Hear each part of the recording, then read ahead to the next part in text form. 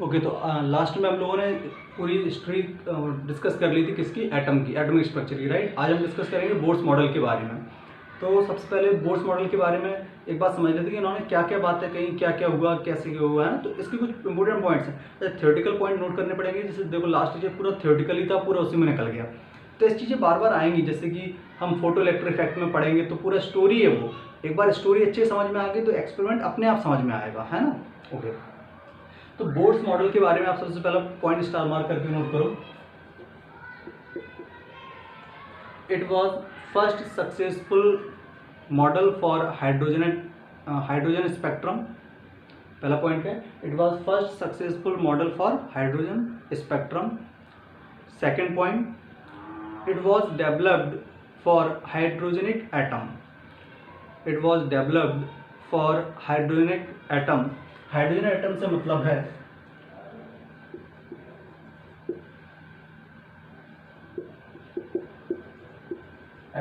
मतलब है one electron हो, जिसमें वन इलेक्ट्रॉन मतलब हाइड्रोजन हो गया अपना, हीलियम प्लस हो गया, लिथियम 2+ हो गया, बेरिलियम 3+ हो गया। ये सब अपने क्या है, हाइड्रोजन एटम। इसमें आउटर मोस्ट शेल में कितने इलेक्ट्रॉन है, एक इलेक्ट्रॉन है, ठीक है। तो जो हमारा बोर्स का मॉडल है वो किसके लिए वैलिड है, ऐसे हाइड्रोजन स्पेक्ट्रम के लिए वैलिड है, हाइड्रोजनिक एटम के लिए वैलिड है, जिनके आउटर मोस्ट शेल में कितने इलेक्ट्रॉन होंगे, एक इलेक्ट्रॉन होंगे, ठीक है। Third point, this model was developed in 3 steps. This model was developed in 3 steps known as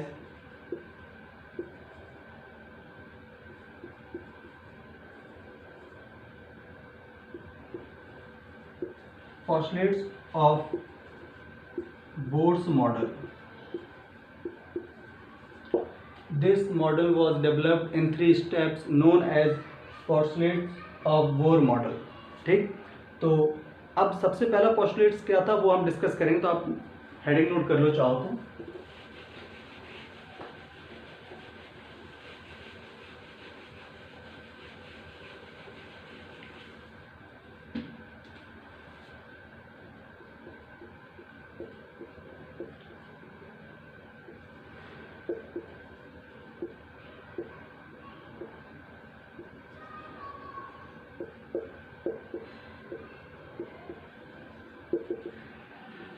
first postulate क्या था बोर्स मॉडल का, इन्होंने क्या बताया था कि जो हमारा इलेक्ट्रॉन है वो इलेक्ट्रॉन किस में घूम रहा है, सर्कल में घूम रहा है, और necessary centripetal force is provided by coulomb force.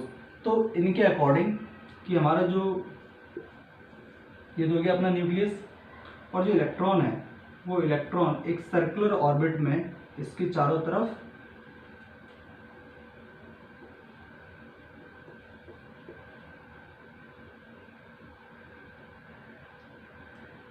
ऐसे मूव कर रहा है, ठीक। उसकी एक पर्टिकुलर होगी, जो स्पीड होगी, जो भी होगी। और साथ ही साथ उन्होंने क्या बोला था, आपको याद हो, kZe²/r², Rn, n क्यों लगा दिए, क्योंकि बहुत सारी ऑर्बिट्स होती हैं, तो जिस ऑर्बिट में घूम रहा है उसके लिए हम यहाँ पर क्या लिखेंगे, mvn²/r, क्लियर। यहाँ से ये कैंसिल आउट हो जाएगा, तो यहाँ से हमारे पास Rn इज इक्वल टू क्या आ जाएगा, Rn इज इक्वल टू आ जाएगा kZe²/mvn²।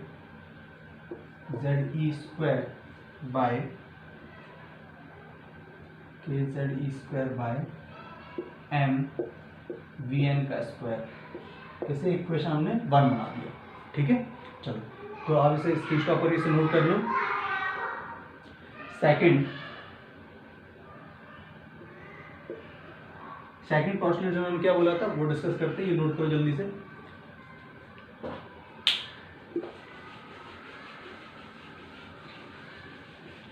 सेकंड उन्होंने ये बताया था कि हमारा जो इलेक्ट्रॉन है वो हर ऑर्बिट में नहीं घूमता। उन्होंने बोला कि मेरा इलेक्ट्रॉन सिर्फ उन्हीं ऑर्बिट्स में घूमता है जहां पर उनका एंगुलर मोमेंटम, याद है एंगुलर मोमेंटम क्या होता था, mr×v, और यहाँ पर आर और बी में एक सर्कुलर पाथ है, तो आर और बी में एंगल क्या है 90।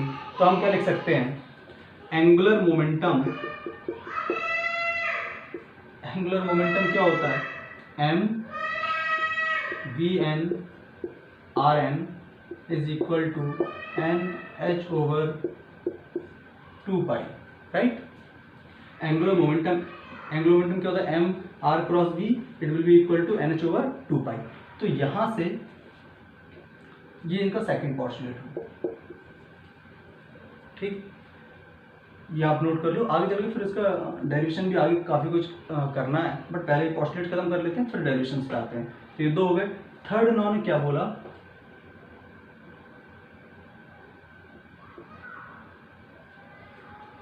Third postulates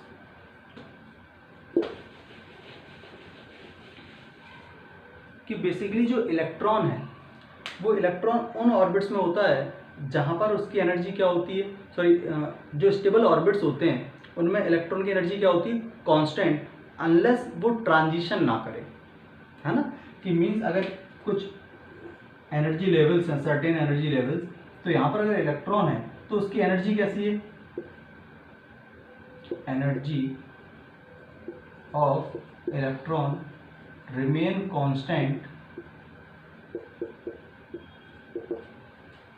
unless it doesn't make any transition. अगर इसने ट्रांजिशन कर दिया, हायर एक्सेल स्टेट में चला गया, तो जाहिर सी बात इसकी एनर्जी क्या हो जाएगी, चेंज हो जाएगी, ठीक है। और ऐसे ही स्टेट्स को इन्होंने क्या नाम दिया था, स्टेबल ऑर्बिट्स नाम दिया था, ठीक है।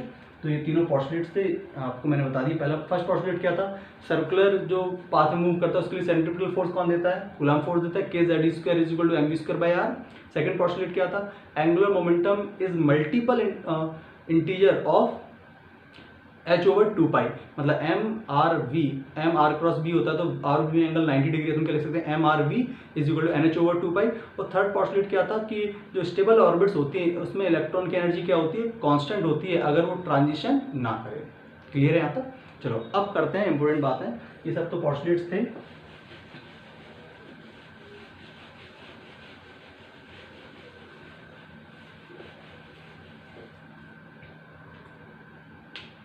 तो यहाँ इसको हम लिख लेते हैं, R N is equal to हमारा क्या आया था, R N is equal to आया था, के को भी रख लेते हैं, तो आ जाएगा ZE² upon 4πε0 m into VN का स्क्वायर, ठीक। ये हमारा फर्स्ट इक्वेशन था। और अभी हमने सेकंड पोस्टुलेट देखा था, उसमें क्या आया था, m VN into RN is equal to NH/2 pi. यहां से Vn का वैल्यू उठाकर यहां सब्स्टिट्यूट करते हैं, तो देखो Rn इज इक्वल टू क्या आएगा, Rn इज इक्वल टू आ जाएगा ZE² अपॉन 4πε0। अच्छा, ये जो डेरिवेशन होते रहेंगे तो हमें डेरिवेशन याद नहीं रखना, क्योंकि एग्जाम में डेरिवेशन नहीं आएंगे। एग्जाम में क्या आएगा वो लास्ट में बता दूंगा, डेरिवेशन कराना मेरी मजबूरी है, तो क्योंकि फील नहीं आएगी उसके बिना। मैं चाहूँ तो 5 मिनट सारे फॉर्मूले लिख दूँ, बोल दूँगा रट लो, बट उससे पता समझ में नहीं आएगा ना आया कहाँ से। 4πε0 इंटू m इंटू Vn का वैल्यू ध्यान से देखो क्या हो जाएगा, NH/2 पाई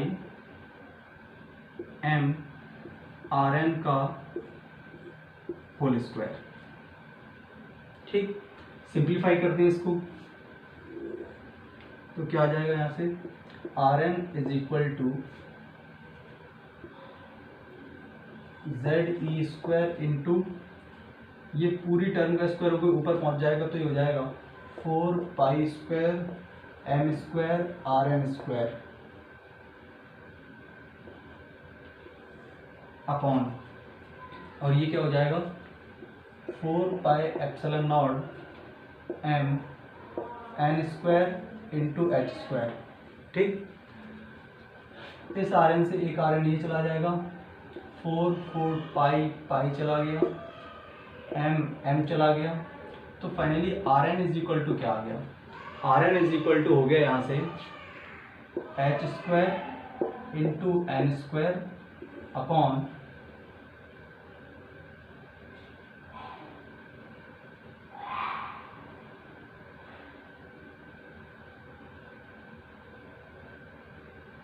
ZE² पाई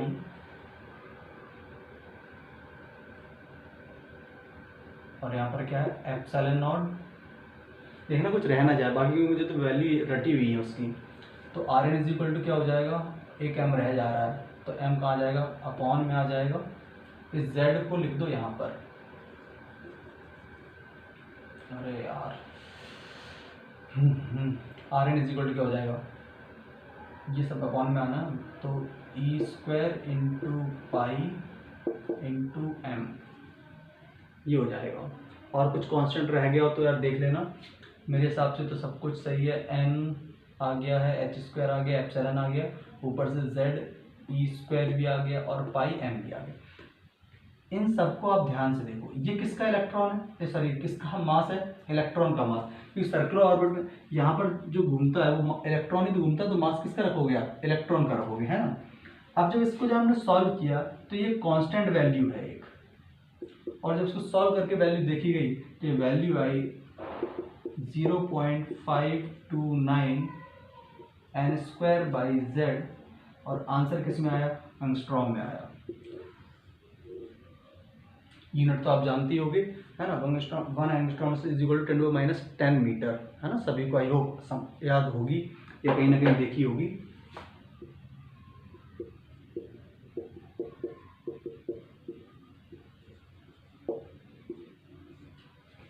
तो आपको तो ये फॉर्मूला रटा हुआ होना चाहिए। क्या फॉर्मूला रटा होना चाहिए, R N is equal to 0.529 N square by Z, बस ठीक।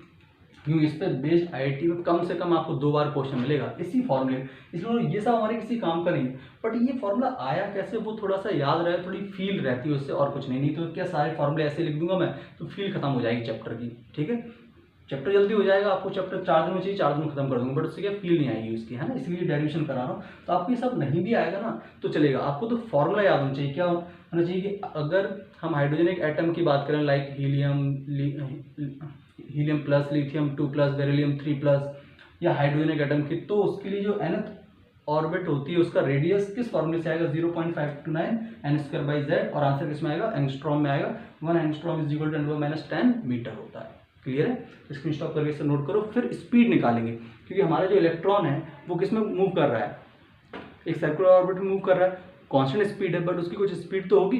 तो अभी हमने क्या निकाला, nth रेडियस, nth ऑर्बिट का रेडियस। अब क्या निकालेंगे, अगर पार्टिकल किसी nth ऑर्बिट में है तो उसकी स्पीड क्या होगी, ठीक है। तो अब पहले ये नोट करो फिर आगे बढ़ते हैं।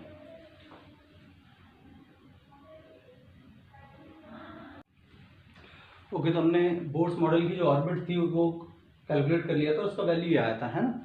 और ये पूरी वैल्यू का, ये पूरा जो कांस्टेंट था, इस कांस्टेंट को न्यूमेरिकल वैल्यू कितना आया था, 0.529, वो भी किसमें, एंगस्ट्रॉम में आया था, हम कन्वर्ट कर लिया।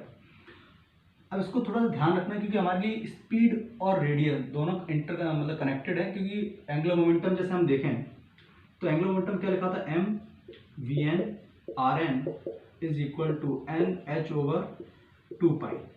हम क्या करेंगे, रेडियस का वैल्यू यहाँ सब्स्टिट्यूट करेंगे और वी एन कैलकुलेट करेंगे। तो V N is equal to क्या हो जाएगा, ध्यान समझते हैं, N H over 2 pi, upon में क्या आ जाएगा, अपॉन में आ जाएगा एम इंटू आर एन, और आर एन का वैल्यू बहुत ही छोटा है, आप देख ही रहे होंगे यहाँ तक पर। तो रखते हैं यहाँ पर V N is equal to क्या हो जाएगा, N H over 2 pi M R N, और आर एन कहाँ रहा, ये रहा, आर एन हो जाएगा अपना एच स्क्वायर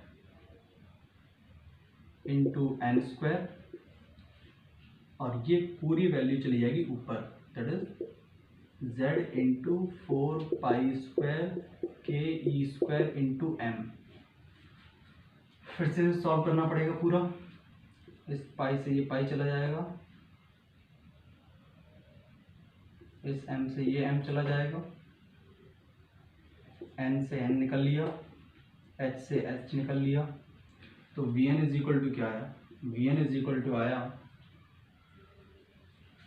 अच्छा इस 2 से इस 2 को मार दो तो क्या हो जाए, 2 पाई के ई स्क्वायर, z को लास्ट में रखेंगे, अपॉन h इंटू, यहाँ क्या रह गया था, सिर्फ z रह गया था, बाय n। ठीक, कोई और अगर कांस्टेंट रहेगा तो आप इसे रख के यहाँ पर चेक कर लेना कि यहाँ पर लिख देना, बस और कुछ नहीं। इस पूरे कांस्टेंट, ये देखो कांस्टेंट वैल्यू है अगेन, एच इज व्हाट, कई लोग सोच रहे हैं अभी तक एच तो बताया नहीं, एच क्या है, एच प्लान कांस्टेंट है जिसका वैल्यू क्या होता है 6.6 इंटू 10⁻34 जूल सेकेंड, है ना।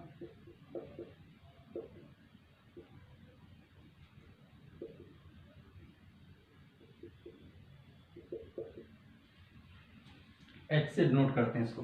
तो इस पूरे कांस्टेंट का वैल्यू जो आया V N is equal to आया 2.18 इंटू 10⁻6, और लास्ट में क्या आएगा Z/n मीटर पर सेकेंड।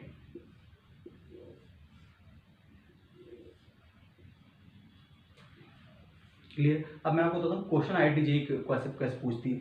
मैं बताऊँ सर जी, कांस्टेंट वैल्यू से भी इतना ज़्यादा मतलब नहीं, जो मेन मतलब है ना डायरेक्टली प्रोपोर्शनल किसके, Z और N, इस पर डिपेंड करता है। तो क्वेश्चन ऐसा पूछा जाएगा कि हाइड्रोजन की थर्ड ऑर्बिट में स्पीड जो है वो 10 मीटर पर सेकेंड, मैं कम डेटा ले रहा हूँ, ठीक है।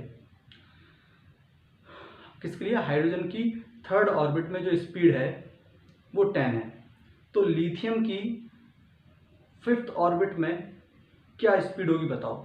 तो आपको समझ में आ गया, Vn1/Vn2, N1 गिवन है, Z1/Z2,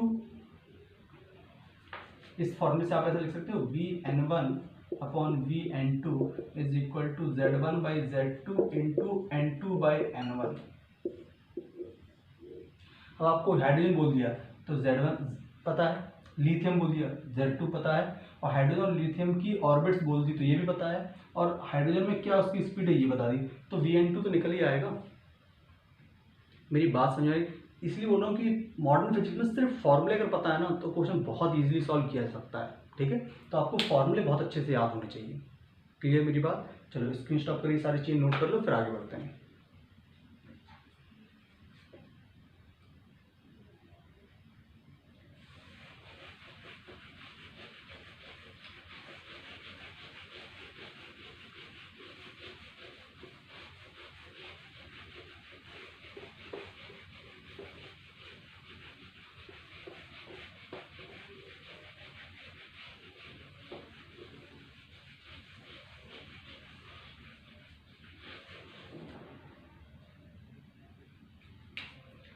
अब बात करते हैं थर्ड पॉइंट नोट करना। अभी हमने कैलकुलेट क्या कर लिया, स्पीड कैलकुलेट कर ली और रेडियस कैलकुलेट कर लिया। थर्ड पॉइंट है एनर्जी।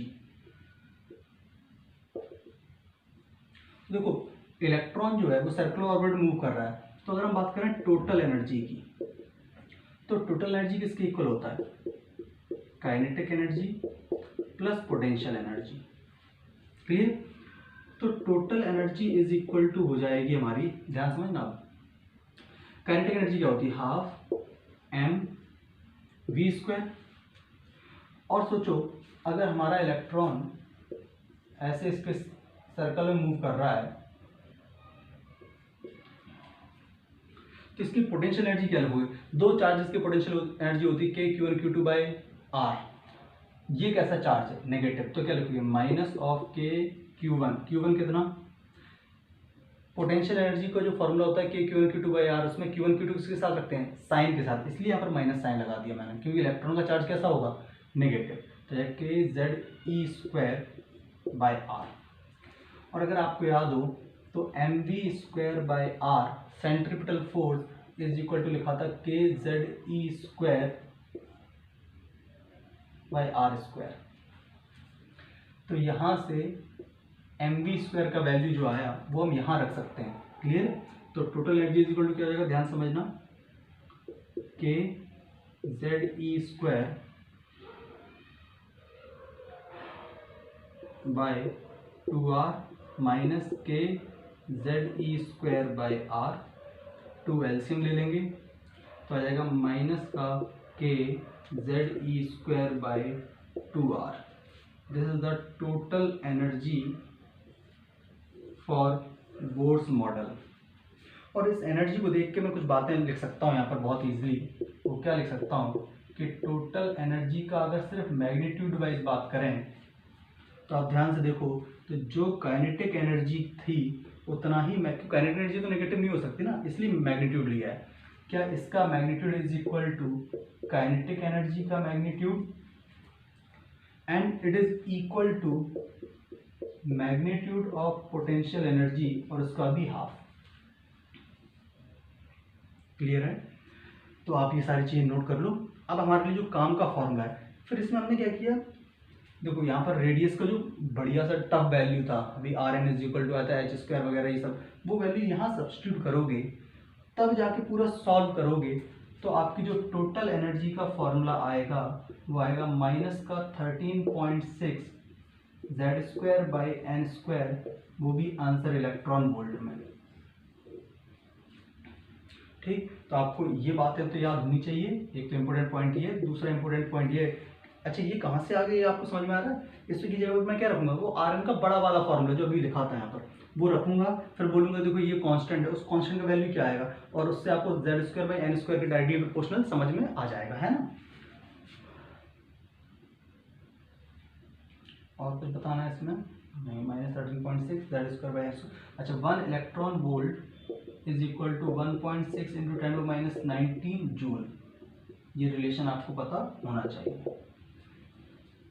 ठीक है, तो स्क्रीन स्टॉप करके इस चीज़ को नोट कर लो। इसके आगे फिर नेक्स्ट में पढ़ेंगे, और बहुत सारे रिलेशन है जिस पर डिपेंड करता है, वो आगे हम नेक्स्ट लेक्चर में डिस्कस करेंगे। ठीक है, चलो बाय बाय, टेक केयर।